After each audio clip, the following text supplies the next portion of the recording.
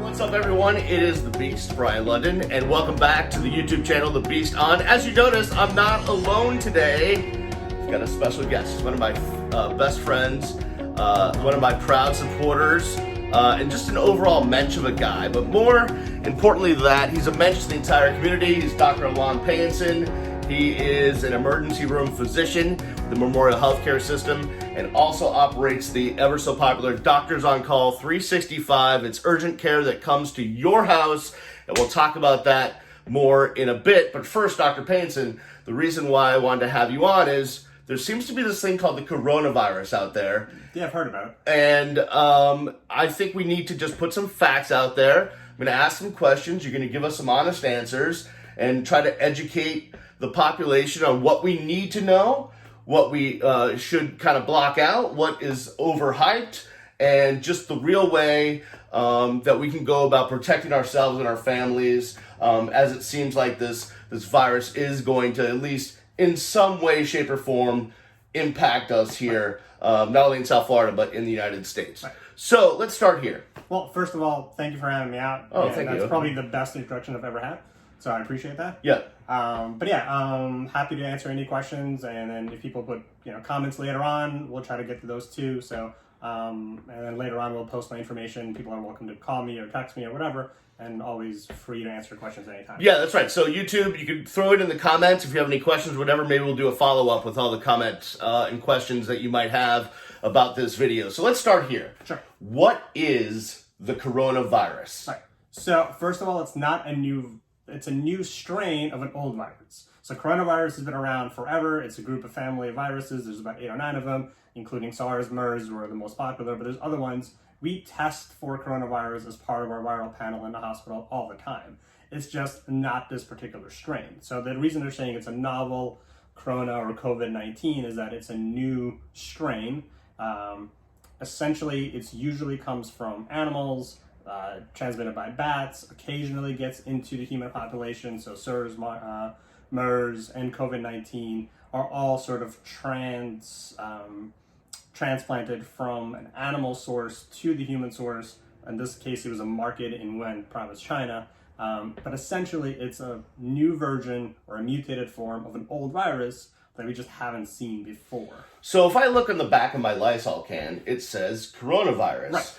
And if, I've done some reading on this, and it's like, hey, a quarter of the common cold comes from coronavirus. Correct. Like I said, we test for it all the time. Right. But this particular strain, and the reason why we're using the word novel, correct, is because it's new. Correct. This strain, the COVID-19 strain, right, is not one we have seen before, correct, which is why there's a need to develop a new test and a vaccine, right, and all of this stuff, and kind of what is putting the panic out there, because right, anytime there is a new right, virus around the world, right, there tends to be panic, and there's some history of this. Right. In the not too distant past, we had the H1N1, right, but also we had other family members to the coronavirus, right, to this coronavirus that were out there that scared us as well. Right. So H1N1 was the same thing. We've been treating flu forever. We've been seeing flu forever, but it was just a new mutated strain of flu that we just weren't prepared for. It was a little bit more virulent, spread a little bit faster, was a little bit more deadly than our usual typical flu. But there's new versions of flu every year. Viruses mutate on a very rapid scale. Corona usually doesn't cross over to the human population. Again, it's usually in animals and bats, and there's about 9 different strains. This happens to be a new mutated version that we have not seen before. And it just kind of happened to now spread into the human population. So let's talk about this strain of coronavirus. Obviously, it started, as you said, in the Wuhan province, right, in China, probably transmitted from a bat to a human in the market setting, as you said, but now it's gone beyond China, right, and now it's spreading internationally. First it was Iran and Italy, and now it's in 40 or 50 different countries. Right. So the thing about using numbers is that we're going to be, as soon as we post this, we're wrong. Right. So, on average, right now, I think the latest numbers are 60 plus countries. There's an updated list. You can go to World Health Organization or CDC, and there's an updated list kind of constantly telling you how many cases per country. But yeah, it's about 60 countries right about now. Okay, so let's start here. there's a lot of people that are freaking out Right. over this virus, me included, because I'm a hypochondriac, as you know from me calling you 700 times. What are the true symptoms? When do I need to be worried? When should I worry that, hey, I may have caught the coronavirus? Right. So the problem, Because the issue is, sorry to interrupt, Right. we have the flu going around, Right. we have colds going on, people are having bronchitis and pneumonia and all the other normal stuff that's out there. Correct. So I can tell you what we're doing in the hospital. So I work, like Brian said, I work in the local hospital. I work in the emergency room. We're seeing this day in and day out. So sort of, not personally being an expert from the CDC, but I am on the front line, sort of in the thick of things. So what we're doing is, yes, we're seeing a ton of cold flu, and the symptoms, unfortunately, are hard to tell from other cold and flus. The main symptoms are fever, a cough, and then kind of body aches that go along with it. But that's every other cold, every other flu, every other virus. So it's kind of hard to differentiate. So I guess it kind of bottom line goes down to who are we testing? And we're testing those that have known contact with somebody who came from Italy or any endemic areas, anybody who has contact with that person or came from that country. So if we have a patient that came, for example, let's say Tahiti and has a high fever, well, Tahiti's not on the list. There's no cases in Tahiti. It's almost impossible to have it. The transmission rate, even though there's a lot of numbers, it's not high enough compared to flu or everything else. So unless you've had contact with somebody who came from those countries and has a cold or cough and a fever, or you were in those countries and have a cold, cough, and a fever, then there's a chance that you could have it. For example, my daughter has a flu and she's got a cold right now. She's got a fever. She's staying home. She's not going to school. She does not have coronavirus. She doesn't have it. She hasn't been to contact with anybody who has it, and she hasn't been anywhere. Majority of the cases, I think there's one case, again, all this data is going to change as soon as we post it, but as far as I know, there's one case where we can't delineate contact with anybody else. And I think that's one person in California. Everybody else is either come from Italy or China or some other place, or has had contact. For example, the 3 cases, I think we're 3 cases in Florida right now. One came from Italy, one has a sister that was in California that came from Italy, and another one was a roommate. So they all have had direct contact. So again, just 3 cases in Florida. It's very unlikely that if you have a cough cold, that you have the coronavirus. All right, let's talk about the populations that need to really worry about this. Sad story out in Washington State. It seems like a nursing home for the elderly has really been impacted there. And it seems like this virus is really potent against the elderly population, those with some underlying health issues as well, weakened immune systems. The good thing is, at least early on, the numbers show that maybe it won't impact kids as badly as some of those older demographics. Right. So the latest data I saw yesterday, there's another great website that I can post later, but there's another great website that's keeping track of all the statistics. And there are 0 fatalities, again, 0, in ages 0 to 9. So kids, even if those that have gotten it in China and anywhere else around the world, there are 0 fatalities ages 0 to 9. Fatality or mortality rate, so sort of number of percentage of deaths, has been 0.2%, so that's 2 out of 1,000, in anybody up to about years 50 or older. And that's regardless of what comorbidities they have, diabetes, high blood pressure, anything like that. After 50 starts going up higher. So then I think the next category is like 50 to 60 is about 8, and then the highest being 80 and above with like 15%. So that elderly population and elderly and sick population is at higher risk for death, not necessarily catching it. So we're all potentially at risk, at some point if you get in contact with somebody who has it, of catching it. The good news is 99% of people will be fine. The mortality rate is about 2 to 4% on average, which is higher than flu, less than the other severe cases that have been around in the last 10 years, like the SARS and MERS. So mortality is about 2%, but majority of that is 50 and older, sick, and mostly either have cardiopulmonary disease and pulmonary disease, smokers, immunocompromised, things like that. So majority of population, from a mortality standpoint, is actually very, very, very safe.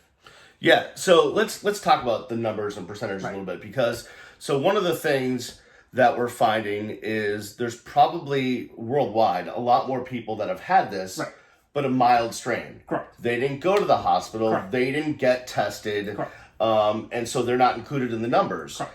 As we if we increase the sample size of those that really had the virus and were tested, the mortality rate would probably come down. Correct. Because there seems to be probably a lot more people out there that had it and just got over it that weren't even reported. Right, and that's very possible. So, yeah, again, the numbers sort of are a statistical game of exactly. You have to know how many people have it and how many people died from it and having accurate numbers. And we don't have that, so the numbers can always change. That's true for flu or any other numbers that get thrown around in the media and things like that.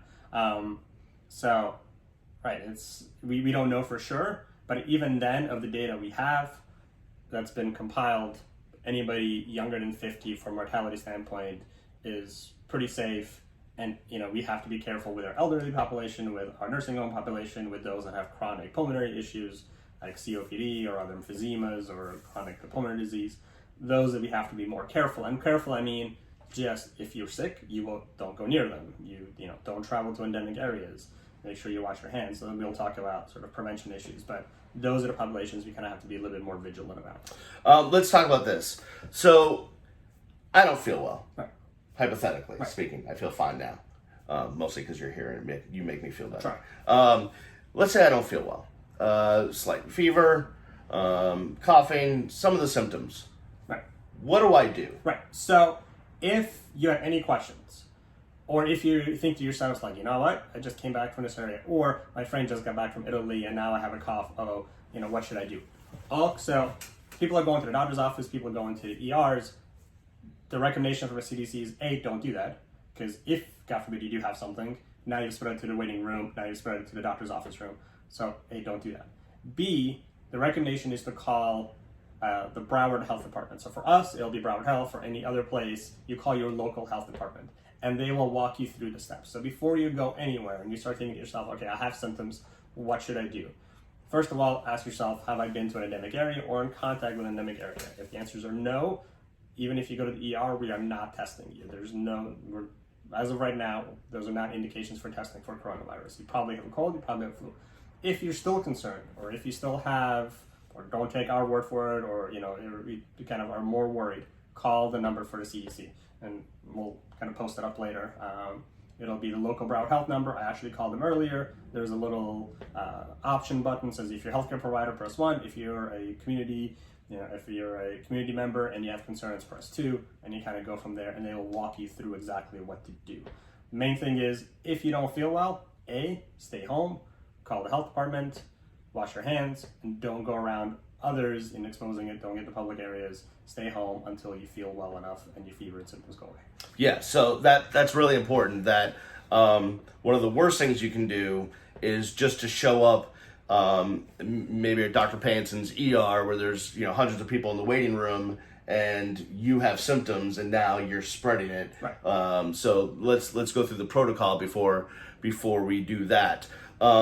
So let's talk about this. Those that have families, I have a son that he's going up to Orlando to the theme parks. Life is still moving on, but what are the tips that you're giving people about how they can just, assure themselves that they're doing the most they can to keep themselves safe and healthy? Right. And I kind of wish it didn't take the coronavirus for us to start doing this, but we're kind of having more awareness of it now, but we should be doing all these things through flu season, through any other illness. So A, if you're otherwise feeling healthy and you're feeling fine, you're out in the community, I think it's perfectly fine to continue going to Disney, continue going to public places, live your life.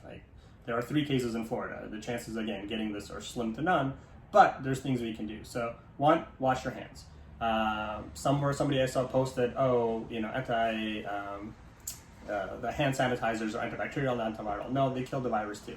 Wait, let's stop there. So alcohol-based. Right. Has to be alcohol-based. The hand sanitizers, there are some that don't have the alcohol in it, but from what I've read, you want something that has at least 70% alcohol. So any alcohol-based hand sanitizer, or you can make your own, or you can use rubbing alcohol, whatever. Everybody's selling out of stuff, so there is websites that teach you how to make your own. But as long as it's an alcohol-based hand sanitizer, or washing your hands, if you cough into your hand, wash your hands. If you shake somebody's hands, sanitize them. If you don't want to shake their hands, perfectly fine. I think everybody understands. So it's minimizing contact. So we didn't talk about spread, but the way that this spreads is by droplet. So in other words, you have to be within 6 feet of somebody in order to get it. So if I'm in a plane and I'm in a back seat and someone in the front seat is coughing and God forbid has corona, your back seat is not going to get it. It's not going to circulate through the air system or the vents or the ducts. So you physically have to be about 6 feet away from somebody to A, get it onto you, or be caring for somebody in close proximity.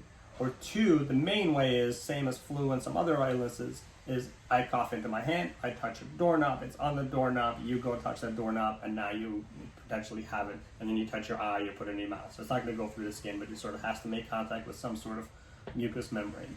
That's how it gets into us. So, not touching doorknobs, cleaning things, cleaning your hands, sanitizing things as much as possible. My wife went to the store, she wiped down the cart before she used it, she wiped down the cart after she used it. All the things that we should be doing anyway, kind of, to prevent the spread of illnesses, including flu.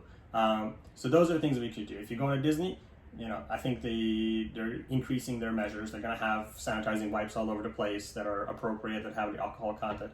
Wipe down the seats, wipe down your hands. And most importantly, don't touch your nose, don't touch your eyes, don't touch your mouth. Even if it's on your hands, as long as you're not doing that, again, it's not going to come into your system. It's not going to go through the skin. It has to make contact. So before you start rubbing your eyes, make sure your hands are clean. Before you start putting things in your mouth, make sure you're not grabbing somebody's pen and putting it in your mouth. So just kind of common sense, usual precautions. And if you are somebody who's sick, hey, stay home. And if you absolutely have to go out and you have a fever and you're concerned, it's the person who's sick that should be wearing a mask, not the person who's worried about getting sick. So let's talk about masks. Right. Of course, you know that, well, one, I just touched my face. But two, I was on the front line. I got my N95 mask. They're downstairs in a box. I'm ready. Right. Is that something I should have done? It's fine. Again, if you're sick, use a mask. It's not going to protect you from getting it. Again, it has to be contact or, I have to be 6 feet away from it. So wearing a mask in your car does you no good. Wearing a mask in Publix does you no good because as soon as you touch the cart and rub your eyes, the mask did nothing for you. Right. So it's preventing others from spreading it to you. So if you have a cold or you're concerned about having corona, A, you shouldn't be going outside anyway. And two, if you have family members, you should wear a mask. Or if you're taking care of somebody who has a cold or a cough, or if somebody's self-quarantined and there's a person of suspicion, so to speak, and we're monitoring them, then they should be wearing a mask so as not to affect the rest of the household. So it's from the person spreading it, not to the person. And let's differentiate the N95 mask, which prevents particles from getting into the mucous membranes of the nose and the mouth. Far different than the regular surgical mask that we see in every TV medical drama. As of right now, that's what the CDC is recommending. Again, if somebody's going to wear a mask, it's an N95. It's slightly smaller pores, doesn't allow it to spread out. That's the one that they're recommending. That's the one that we wear if we're going into a room. Again, we're kind of doing it because we're on the front lines. But again, I said, you shouldn't go to ER, but we're catching anybody who we suspect could have it, or before we even had a full conversation with them, they get put on a mask, they get brought to the ER, they get put into a room with doors and walls and doors and not out in the hallway. So we sort of isolate them ourselves, and then we do more of the research, and then we call the CDC, and then we go from there. Now, again, the masks itself, yes, the N95s, but we do not need to be wearing masks in general public. It's causing more hysteria than anything else. As of right now, the CDC is recommending not wearing masks, again, unless you're one of the persons that are being monitored and self-quarantined. All right, 3 more things I want to cover before we get out of here, and it has to do with these things. One, let's go in this order. Is there a vaccine? Right. Why won't the flu vaccine work? Right. It's similar. It's a virus. Right. What do we know about when a vaccine would be available? Right. 2, are there antiviral drugs, anything we can do from a medical standpoint to fight this? And 3, are there testing kits out there, enough testing kits, and what is going on with that? Okay, so we can talk about vaccines. Yes. So vaccines, even for flu, that you get a vaccine every year, right? Yes. So all viruses replicate fast enough that it causes genetic mutations almost instantaneously. Right. So this year's flu vaccine is going to be different than next year's flu vaccine because the flu is going to mutate and give you a new strain. Vaccines only work because they mimic the thing that you're being vaccinated against. Your body sees it, creates antibodies, and then next time you see it, it has the armory to sort of fight it off. So it sort of introduces a fake version of what it is that you're going to end up seeing eventually, and then fights it off. It works really well for things like measles, mumps, and rubella, because those are bacteria, or those are other viruses, but they don't mutate as much, and we can kind of, once you get it, it's not going to mutate as quickly. So, regardless, for this one, there is no vaccine yet. I know people are working on it. I think Israel is reporting that they have something, or they're very close. I'm sure we're working on it. You know, with anything else, necessity is the mother of invention. As soon as something like this happens, scientists all over the place get funding, and we're in states of emergency, and we're pouring money into it, which is great. The problem with this is we've had the flu vaccine out forever, and some people still don't trust it. So how much are we going to trust something that comes out in a hurry within months with very minimal testing and very, not enough security provisions? So we should let people do things as fast as they can, but with as much data as they can. Let them test it, make sure it's safe, because the worst thing we want to do is treat the small amount of cases that we have so far, even though, worldwide it's, I think we're up to 80,000 cases, which is still very minimal compared to flu that has 23 million cases, and there's 60 cases in the US. So we can kind of pump the brakes for a second, make sure we get a right product out that's not harmful, that people can have faith in, it's safe, and then let them do their job. Because I think a lot of people are clamoring, we should have a vaccine now. Let them do their jobs, let them do it properly, because the last thing we want to do is cause more harm, right? So we don't want to make things worse. So I think they're working on it. As soon as scientists feel that it is safe and easily available and easily reproduced, there might be one out. But even then, we have to kind of see how effective it's going to be. Well, with any pharmaceutical, there's always trials. Phase 1, phase 2. Right. It's a scientific process. Right. I mean, in order to develop a vaccine, it can't just happen. You can't just have an idea and throw it in the market without it being tested. Most medications take 10 years. Right. And now, obviously, we don't want to wait 10 years, but again, we want to do it properly. We want to test it, and we want to make sure that it's safe. So, again, I think we sort of, for those that are clamoring for one to be done faster, you need to kind of realize that this is a process that needs to be done safely. And again, there's 60 cases in the U.S., maybe 90 at this point.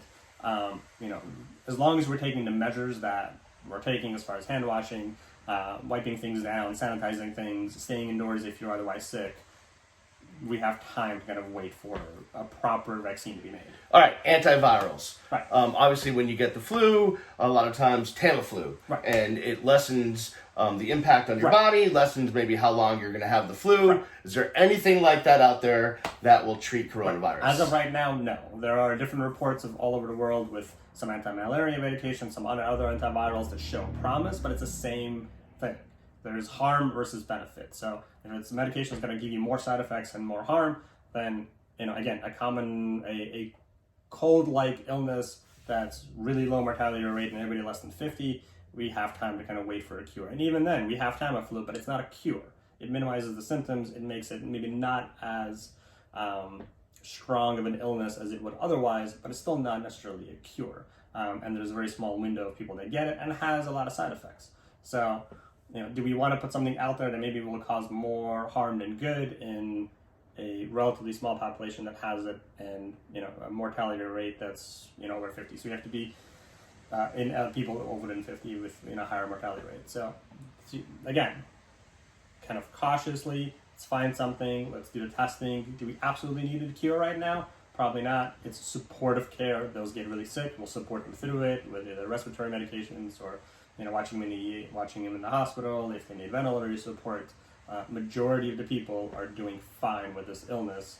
And again, those that don't are necessarily not dying from the virus itself, from the systemic response to the virus and other illnesses. So we just kind of have to, it's right now, it's supportive care. We'll see what happens, but I wouldn't rush for a cure.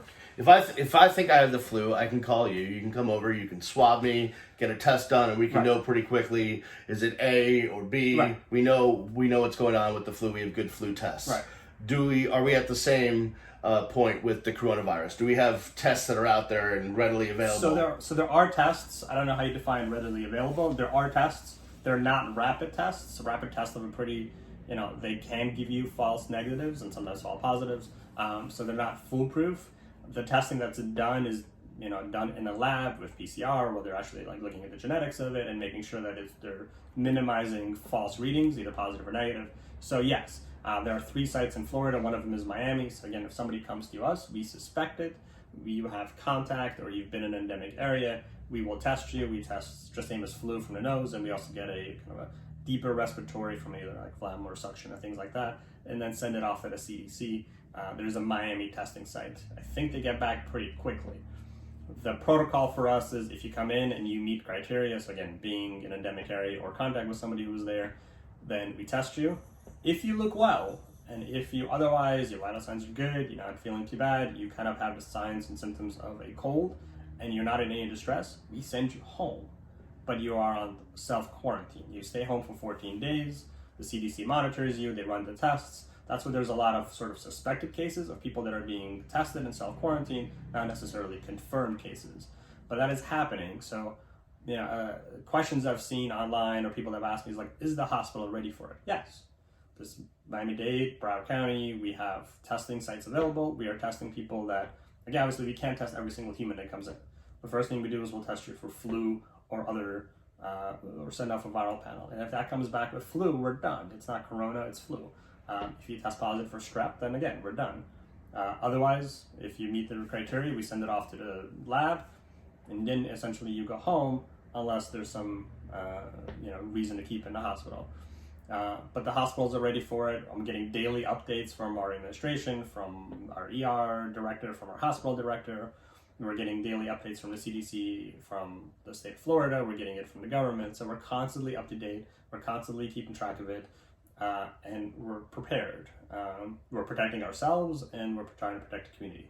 Any final message you wanna get out to the public watching? Right. I think the main thing is not to panic. Right. My wife went to the store yesterday, and there are out of bottles of water. Right. The world is not ending as of right now. We don't need to. There's no hurricane coming. We don't need to stockpile resources and and go to the store and empty all the shelves and stockpile food. It is, I was looking at some other data, and we've had some other illnesses that have come through us. So we had the SARS illness, and we had MERS, and they actually had higher mortality rates than this does. It is slightly higher mortality rate than the flu, but again, it's only 2%, and mainly is elderly and that are really sick. So for the most part, our population is fine. Even if it spreads, and it will spread, and we'll have more cases, and it'll happen, majority of us will be totally fine. We'll have a little bit of a cold, a little bit of a viral symptoms, and we'll be okay. The ones that we have to protect are the elderly, sort of kind of keep an eye on it. Again, same as you would with any other cold. Stay away from people if you're sick. Stay home if you're not feeling well. Don't go into public places. That helps protect everybody else. And then if you do go into public and you can't trust that people are doing what they're supposed to be doing, then wash your hands, don't touch your mouth, nose, ear, eyes, things like that. Keep your hands to yourself, essentially. Wipe down surfaces. Do the things that we normally do. Again, it's not. I wish it doesn't take coronavirus for us to do these things. So we should be doing this anyway, because we could have a lot less deaths from flu and a lot less spread of flu. And I think even though the percentage of death from flu is less, the mortality is much higher number of people. So. I've seen many more. I've seen deaths from flu. I've yet to see a person that actually has coronavirus. So I think the main thing is kind of everybody stay calm, do the things we would normally do, be smart about it. Don't get too mad at the media. They're doing their job, but kind of process information. And at the very least, if you have questions, call your doctor, call the health department. We'll give my number. Everybody's welcome to call me 24/7. I'll help answer questions as possible, as well as possible. And mainly, maybe not travel to endemic areas, but other than that, kind of let's live our lives, and I think we can relax a little bit. All right, Dr. Payenson, Dr. Alon Payenson, emergency room physician, when he's not at the hospital, when he's not being super dad to his awesome kids, when he's not being super husband to his even more awesome wife, he does, and also when he's not trying to get maybe an hour of sleep here or there, Overrated. he operates an amazing company called DoctorsOnCall365. And tell us, our family is a huge fan. You know that. You've been over here a bunch of times. But tell us about this great company you have and what you do, what services you provide. Thank you. So again, like Ryan said, basically what I do is I do house calls. So everything urgent care does, we can do, and we come to the house. So whether it's suturing or testing for flu or answering questions or calling in prescriptions, if you can't get in touch with your doctor, if you don't have a doctor, or if you don't want to go to the ER, which, unless you're having a heart attack or abdominal pain or things that need imaging, you don't need to go to the emergency room. We provide that service that just comes to your house. Either myself or one of our nurse practitioners will come over and we will treat what needs to be treated. Especially now where everybody's trying to avoid public spaces or trying to avoid to go into the ER, which again, it's probably a better idea of not to going there and spreading whatever you have to others or catching whatever else everybody else has. We come to you. And main thing we also try to do is just be available. So again, if you're not getting answers from anywhere else, you can feel free to call us. The number comes to my cell phone. I'll be happy to answer any questions regarding corona or any other illness, and kind of take it from there and sort of give you directions of where to go. Yeah, you've, you've given my wife a breathing treatment a couple times. We did that. You took out some sort of cyst on my abdomen. That was fun and eventful. You've probably been here for Zach a couple times. And it's an amazing service. It's not going to put you in the poorhouse. And most importantly, it's in the comfort of your own home, which just like even having to go to my doctor's office or the urgent care, whatever, I get, I'll start to get nervous and anxious and what have you. So being able to get amazing medical care in your own living room, in your own house, just puts you at ease. And it's such a great service. You do really a great job. Yeah, appreciate it. So one number I want to give out is the Broward Health number. Okay. So if if you guys want to write it down, it's 954-734-3046. And that goes directly to the Broward Health Department. And again, if you have questions, concerns, you think you might have it, call them first. They will direct you through what to do before, going into the ER or going to your doctor's office. And then, if they tell you nothing to worry about, then you can proceed as usual. If they tell you maybe there's something to be worried about, they'll, again, walk you through it. How can people follow you, get in touch with you, all of that stuff? So we have Instagram. It's DoctorsOnCall365. We have Facebook. It's also DoctorsOnCall365. We have a website, DoctorsOnCall365.com. And then my phone number, again, feel free to call, text, message anytime. It's 786-577-9302. There we go, Dr. Alon Payenson. Should I shake your hand, fist bump? What are we doing? We'll shake hands, and then we'll wash them right afterwards, and then we should be all right. All right, thanks. No problem. I appreciate it, buddy. Dr. Alon Payenson, I think this is great. Again, if you have any questions that you want to follow up on from this video, feel free to put them in the comments. Don't forget to subscribe to the channel. That would be great. And don't forget to follow this guy on all the social stuff. And listen, again, if you're feeling not so well, or your kid comes home and needs a couple stitches and all that stuff, this is the guy to call. He'll come right to your house and get it done. So we appreciate you watching. I think it's been great. It's been informative, been educational, and I think that's exactly what we need right now, so that everyone is not panicking. So there we go. So for Dr. Alon Payenson and myself, have a good one, everybody. See you when I see you.